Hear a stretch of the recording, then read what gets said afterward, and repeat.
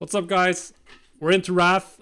Glyphmas is happening all over again. It's like we're in 2008 or whenever Wrath came out. I don't remember anymore. Either way, well, you can see my glyph sales from the last hour, and I have a bunch more in my mailbox. This is just fun. This is fun. Now, the first couple of days of Wrath, that's already in the past, they were extremely profitable for glyphs. I did not get in on that fun. I did not get in on a lot of the fun that people had with multiple glyphs selling for multiple hundreds of gold if you were early with the books of glyph mastery. I got one or two lucky sales, but for the most part I was not that rich. But I did make a lot of gold, and I expect to make a lot of gold in the future because glyphs are here to stay. That's the good thing about glyphs. As long as we're playing this expansion, people are going to need their glyphs. Every time they respec, every time they roll an alt, they need the best glyphs.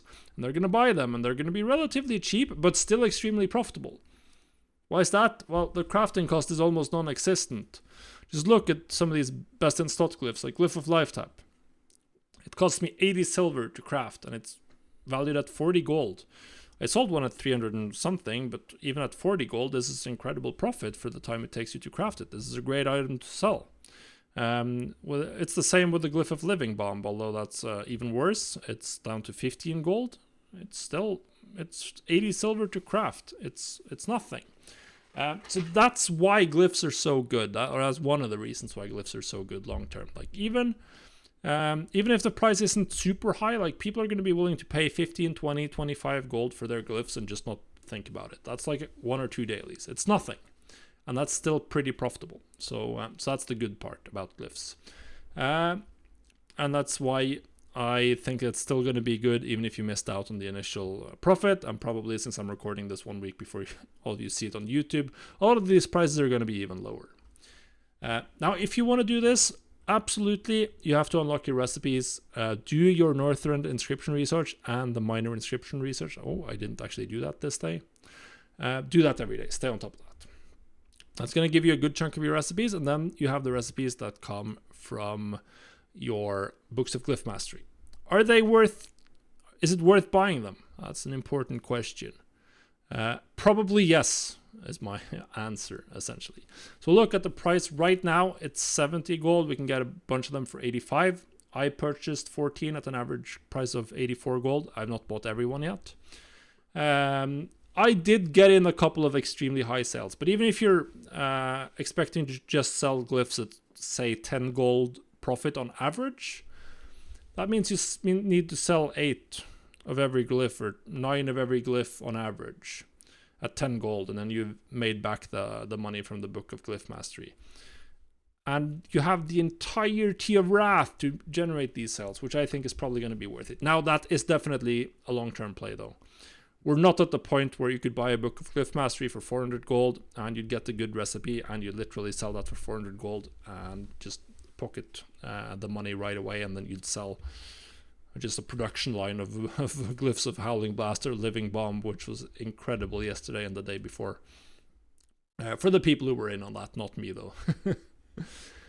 So that's the important parts for like getting the recipes. Once you have them all, we're going to use Trade Skill Master. I think it's absolutely imperative to use crafting operations for glyphs, because try navigating the profession window and being like, yeah, I'm going to craft this, and then I'm going to craft some of this, and some of this, and some of this.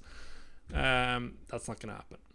We're going to use TSM groups. We're going to use a crafting operation. Then you can click restock, and it'll add them all here, and then you get a shopping list for materials. Now, there are some quirks to how you shop for materials for glyphs. The way I'd suggest doing this is not to use the scan all button, because then they're just going to search for pigments.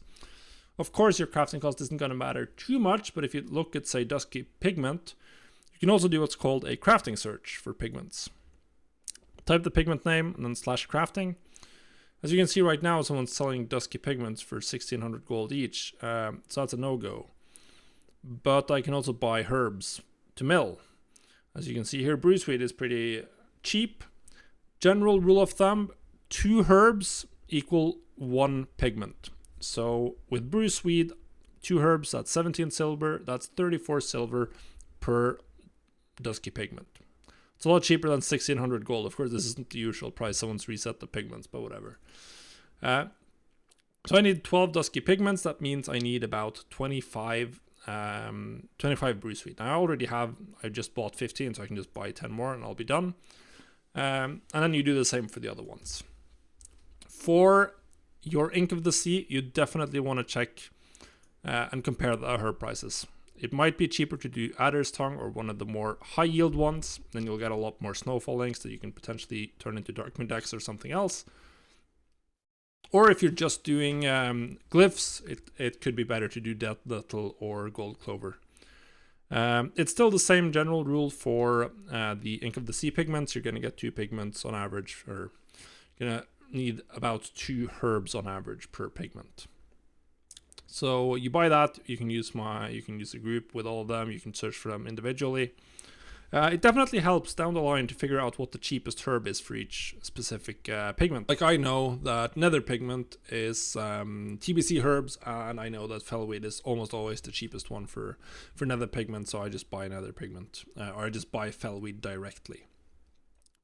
As I said, I don't like using the scan here. That's whatever. Then you buy all the pigments you need, or all the herbs, you mill them, turn them into inks, and then you go craft.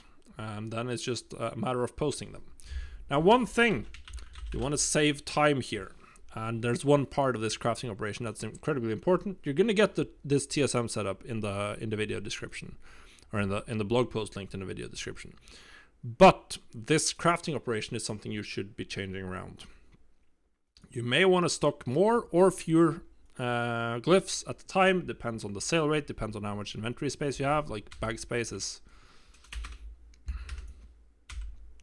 At the premium, my bags are completely stuffed, as you can see.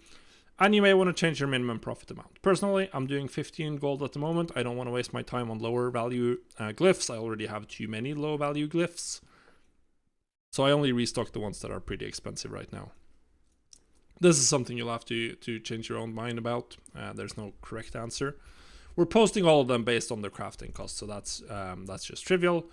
Gather up all your glyphs, and then you run the post scan, and hopefully make some gold.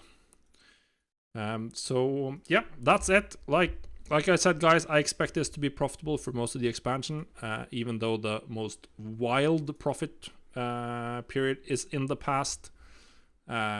Go out there, do some research, potentially buy some books of Glyph Mastery. As you can see here, some glyphs are still being posted for obscene prices. I haven't sold a single one of these, so I think that's a bit whatever. But I'm still getting a lot of good sales, and I think that a lot of glyphs will have demand, or where people will be willing to pay 50 to 100 gold if we're lucky. So yeah, I'd get it in on this and enjoy the gold making while it lasts.